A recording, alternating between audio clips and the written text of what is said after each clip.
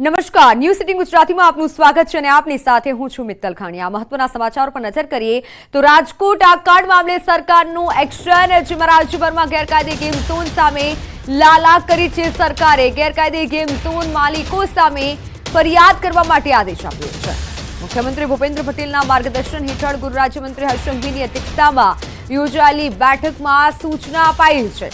તમામ police commissioner, જિલ્લા police વડાઓને કડક સૂચના અપાઈ છે।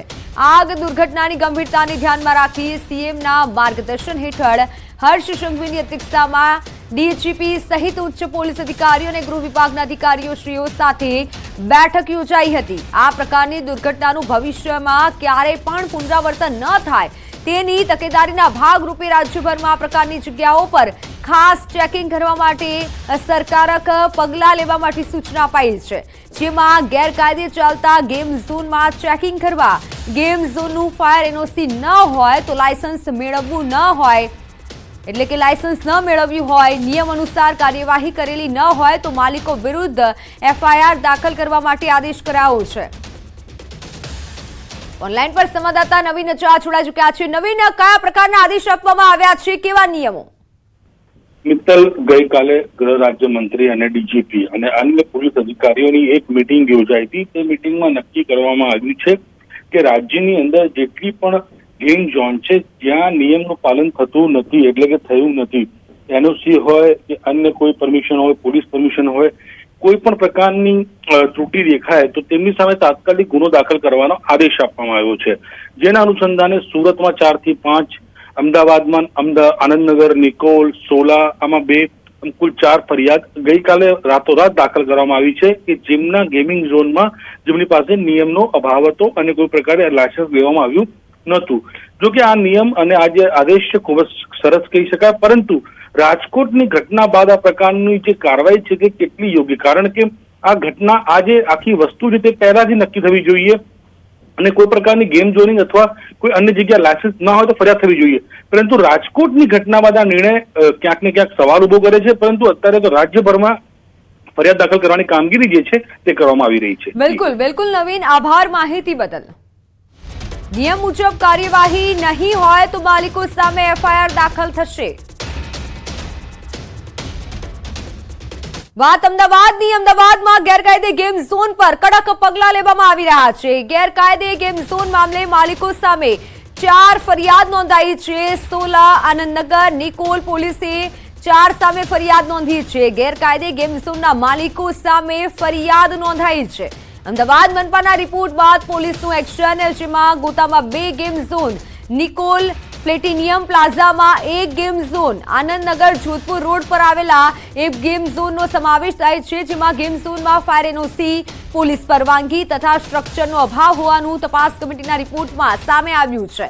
અમદાવાદમાં વધુ 5 ગેમ ઝોન સીલ કરાયા છે।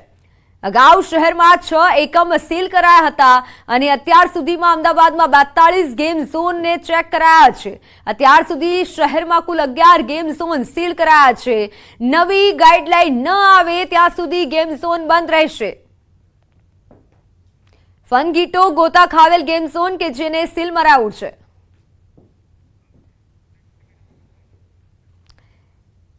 તો રાજકોટ આગકાંડની તપાસ કરતી સ્પેશિયલ ઇન્વેસ્ટિગેશન ટીમને નંબર જાહેર કર્યો છે। 25 તારીખથી કોઈ પણ વ્યક્તિના પરિવારજન ગુમ થયેલા હોય તેમજ ગેમ ઝોનમાં ગયેલા હોવાની શંકા હોય તો પોલીસનો સંપર્ક કરવામાં આવે તેવી અપીલ કરાઈ છે। રાજકોટ ક્રાઇમ બ્રાન્ચના એસીપી ભરત વસિયાએ જુદા જુદા પોલીસ સ્ટેશન તેમજ અધિકારીઓના નંબર પણ જાહેર કર્યા છે।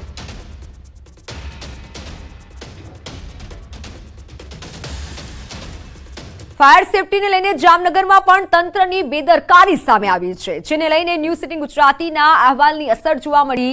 જિલ્લા ક્ષય કેન્દ્રમાં ફાયર સેફટીના સિલિન્ડર એક્સપાયરી ડેટ વાળા જોવા મળ્યા। ટીબી હોસ્પિટલમાં ફાયર સેફટીના નામે મીંડું જોવા મળ્યું છે। લેબોરેટરી, દવાઓ અને ક્ષય કેન્દ્રની ઓફિસો વચ્ચે માત્ર 2 ફાયર સિલિન્ડર જોવા મળ્યા હતા, તે પણ 2020ની એક્સપાયરી ડેટ વાળા। આ સમગ્ર મુદ્દે ઇન્ચાર્જ જિલ્લા આરોગ્ય અધિકારીએ તપાસના આદેશ આપ્યા અને સ્થળ તપાસ કરી જવાબદારો સામે પગલાં લેવાની પણ બાહેધરી આપી હતી।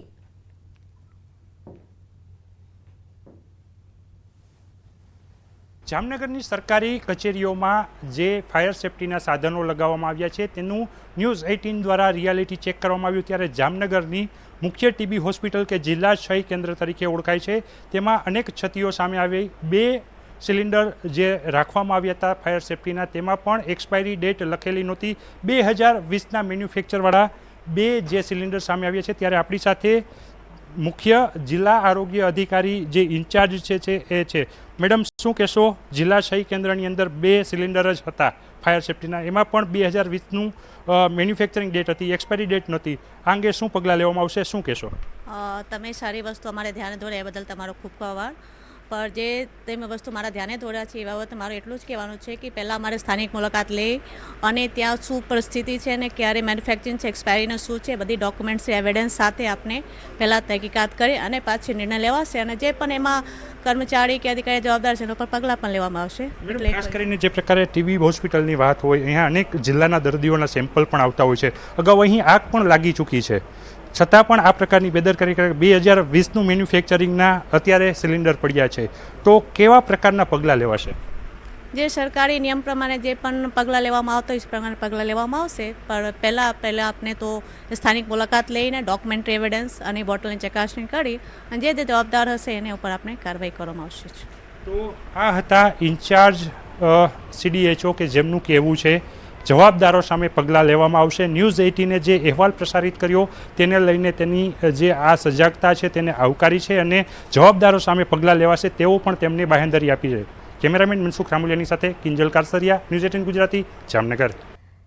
તો રાજકોટ આગકાંડના બનાવ બાદ બોટાદ તંત્ર નિંદ્રામાંથી જાગ્યું છે. ખાનગી હોસ્પિટલ, ભીડવાળી જગ્યા, મોલમાં ચેકિંગ, ફાયર સેફ્ટીની સુવિધા અંગે ચેકિંગ કરાઈ રહ્યું છે. બોટાદ ડીવાયએસપી, પાલિકા ચીફ ઓફિસર અને ફાયરની ટીમે ચેકિંગ કર્યું. અમુક ખાનગી હોસ્પિટલોમાં ફાયરની સેફ્ટીનો અભાવ જોવા મળ્યો. ક્રિષ્ના હોસ્પિટલમાં ફાયરની બોટલો એક્સપાયરી ડેટ વાળી જોવા મળી. હોસ્પિટલના જનરેટર રૂમમાં મોટી સંખ્યામાં ઓક્સિજનના બાટલાનો જથ્થો જોવા મળ્યો. ક્રિષ્ના હોસ્પિટલમાં ફાયરને લઈને કોઈ સુવિધા જ ન હતી અને નોટિસ અપાઈ છે. બોટાદ ડીવાયએસપી અને નગરપાલિકાના ચીફ ઓફિસરે માહિતી આપી. ક્રિષ્ના હોસ્પિટલ અને મેઘાણી હોસ્પિટલની તપાસ ખાસ કરી બંને જગ્યાએ ICU છે. ક્રિષ્ના હોસ્પિટલને જરૂરી સૂચના આપી છે, ઇન્ડોર પેશન્ટ રિમૂવ કરવાની સૂચના આપી છે. મેઘાણી હોસ્પિટલમાં લગભગ કોઈ કમી નથી. ફાયર એક્સટિંગ્વિશર એક્સપાયર થયેલા છે, એને રિન્યૂ કરવાની સૂચના છે. તો બનાસકાંઠામાં સરકારી કચેરીઓમાં ફાયર સેફ્ટીની સુવિધા અંગેના રિયાલિટી ચેકમાં મોટા ખુલાસા થયા છે. ન્યૂઝ 18ની ટીમ જ્યારે ધાનેરા મામલતદાર કચેરી ખાતે પહોંચી તો કચેરીના જેન્ટ્સ ટોયલેટમાં દારૂની ખાલી બોટલો જોવા મળી. મામલતદાર કચેરીના ટોયલેટમાં પડેલ ખાલી દારૂની બોટલ આવી ક્યાંથી તે લઈને મોટા સવાલ થઈ રહ્યા છે. આમ તો ગાંધીના ગુજરાતમાં દારૂ બંધ છે, તો પછી ધાનેરામાં સરકારી કચેરીના ટોયલેટમાં આ દારૂની ખાલી બોટલ કઈ રીતે અને ક્યાંથી આવી? અગાઉ પણ ધાનેરા તાલુકા પંચાયત કચેરીના કમ્પાઉન્ડ તેમજ ધાનેરા સેવા કેન્દ્રના ટોયલેટ અને બાથરૂમમાંથી દારૂ અને બિયરની ખાલી બોટલ મળી ચૂકી છે.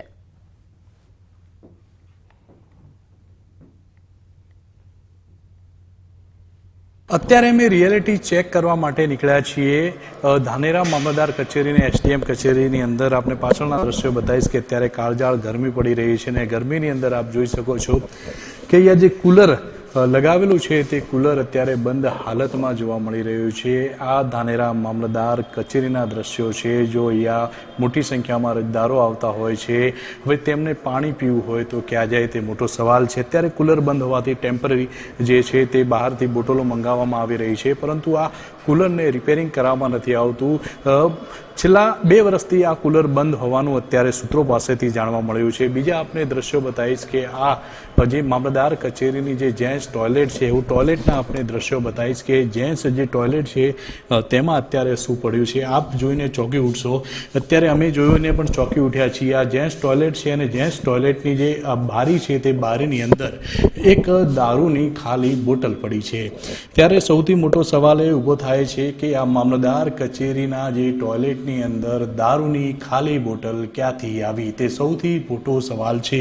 ન્યૂઝ 18ની ટીમ અહીંયા રિયાલિટી ચેક કરવા માટે આવી ત્યારે સામે આવ્યું કે અહીંયા જે મામલતદાર કચેરી છે અને આ મામલતદાર કચેરીની અંદર જે છે તે આ દારૂની જે ખાલી બોટલ જે છે તે અત્યારે આ ટોયલેટની અંદર પડી છે. પહેલાં પણ ધાનેરાના જન સેવા કેન્દ્ર અને તાલુકા પંચાયત કચેરીઓમાંથી દારૂની ખાલી બોટલો જે છે તે મળી ચૂકી છે અને અત્યારે આપણે જે દ્રશ્યોમાં જોયું તે પ્રમાણે અત્યારે પણ અમારી પાછળ જે છે તે દારૂની એક ખાલી બોટલ પડી છે. હવે સૌથી મોટો સવાલ એ થાય છે કે ગાંધીના ગુજરાતમાં દારૂબંધી છે તો પછી આ દારૂની ખાલી બોટલો ક્યાંથી આવી રહી છે? શું આ જે ટોયલેટો છે ત્યાં આગળ આ બાથરૂમો છે ત્યાં આગળ રાત્રિ દરમિયાન દારૂની મહેફિલો બનાતી હશે? તેવા અનેક સવાલો અત્યારે તો થઈ રહ્યા છે. કિશોર તુવર, ન્યૂઝ 18 ગુજરાતી, બનાસકાંઠા. તો અન્ય મહત્વના સમાચાર. ગરમીથી શેકાતા ગુજરાતવાસીઓ માટે રાહતના સમાચાર છે. હવામાન વિભાગે ગરમી અંગે મોટી આગાહી કરી છે. તાપમાનમાં 2 થી 3 ડિગ્રી સુધી ઘટાડો થઈ શકે છે. હાલ ગુજરાતમાં ગરમી અંગે કોઈ એલર્ટ નથી. અમદાવાદ, ગાંધીનગરમાં તાપમાન 44 ડિગ્રી સુધી રહી શકે છે. કાંઠાના ભાગોમાં ઉકળાટભર્યું વાતાવરણ રહી શકે છે. તો ગુજરાતમાં 25 થી 30 કિલોમીટર સુધીની ઝડપે પવન ફૂંકાશે. 2 દિવસ સુધી ગુજરાતમાં પવન ફૂંકાશે. પવનની દિશા બદલાતા ગરમીમાં આંશિક રાહત મળશે.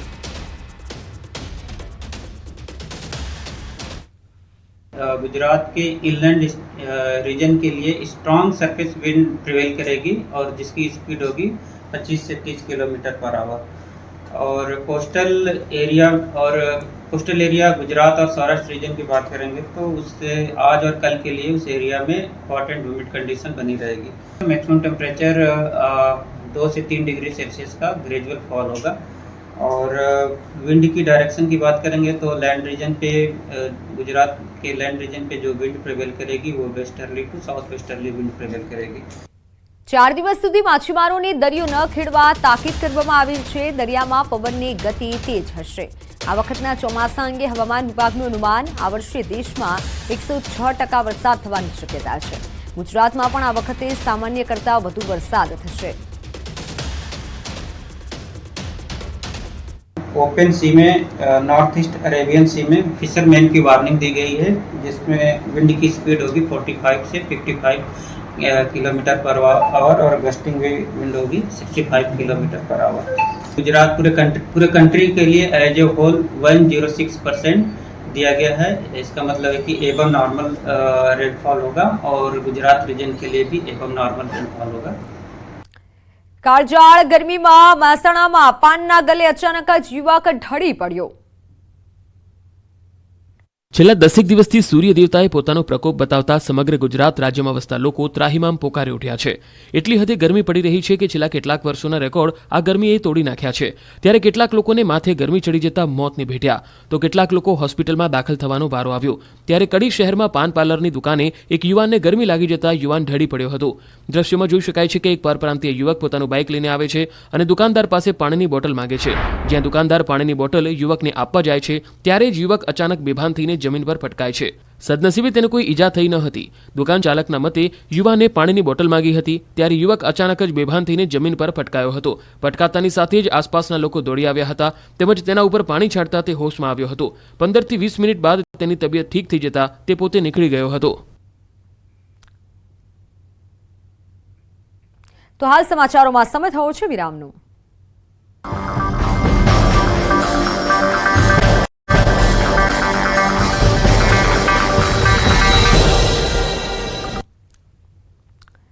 Welcome back.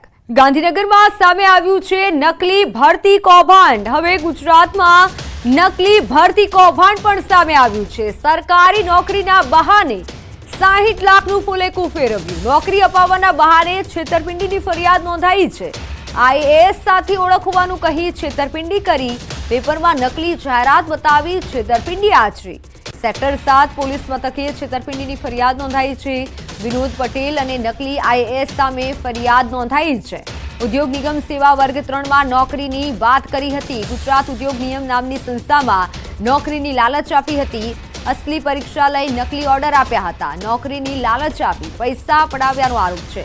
ફરિયાદી અને તેના મિત્રોએ પૈસા આપ્યા હતા. ગાંધીનગર અને બાલાસિનોરમાં પરીક્ષા લેવાઈ. ગાંધીનગર સેક્ટર 17 સ્ટાફ ટ્રેનિંગમાં પરીક્ષા લેવાઈ. બાલાસિનોરની સરસ્વતી હાઈસ્કૂલમાં પરીક્ષા લેવાઈ હતી. પરીક્ષા કેન્દ્રો પણ નકલી હોવાની શક્યતા છે. અન્ય કેટલા લોકોએ પરીક્ષા આપી તે દિશામાં અત્યારે તપાસ થઈ રહી છે. આ સમગ્ર કાંડમાં કેટલા લોકો સંડોવાયેલા છે તેની તપાસ થશે.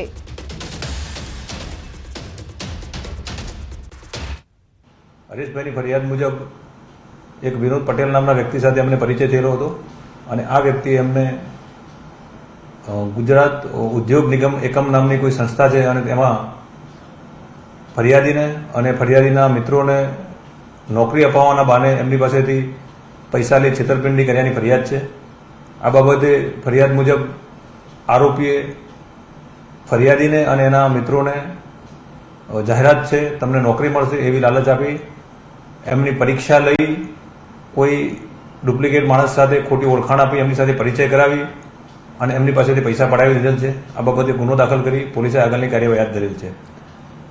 આમાં કેટલા વ્યક્તિઓ સંડોવાયેલ છે, ફરિયાદી એના મિત્રો સિવાય બીજા અન્યનું કોઈ ચીટિંગ થયેલ છે, કેમ, પરીક્ષા કેવી રીતે લેવામાં આવી, ક્યાં લેવામાં આવી, આ તમામ વિષયોની પોલીસે અત્યારે તપાસ હાથ ધરેલ છે. અત્યારે વિનોદ પટેલ નામના આરોપી વિરુદ્ધ ફરિયાદ દાખલ થયેલી છે. વિનોદ પટેલ અને એમને એક અજાણ્યા વ્યક્તિને ખોટું નામ ધારણ કરી ઓળખાણ આપેલી હતી એ વ્યક્તિ બંને વિરુદ્ધ અત્યારે ફરિયાદ દાખલ થયેલી છે. તપાસમાં જે પણ વધારે આરોપી નીકળશે તમામની ધરપકડ કરી આગળની કાર્યવાહી કરવામાં આવશે. જે કોલેજમાં પરીક્ષા લેવામાં આવી ત્યાં કઈ મળ્યું છે?